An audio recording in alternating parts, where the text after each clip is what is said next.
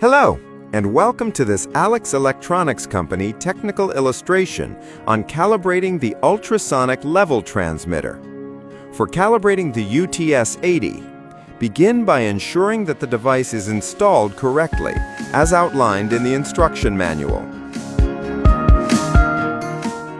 Empty the tank or set it to the required 0 level. Remove the head cover to access the electronics module. Connect both the power supply and the output terminals according to the wiring diagram in the manual.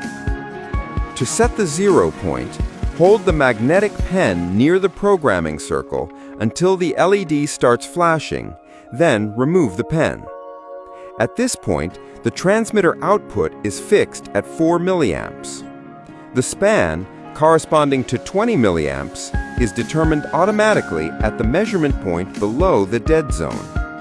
The dead zone is the range in which the sensor cannot detect, and its length depends on the specific transmitter model. If required, fine adjustments can be made by turning the pots clockwise to increase, counterclockwise to decrease. Finally, reinstall the head cover. Your ultrasonic level transmitter is now calibrated and ready for operation. In case of the UTS-90, the process is a bit simpler, but basically the same. You have to install the device and connect it as shown in the manual.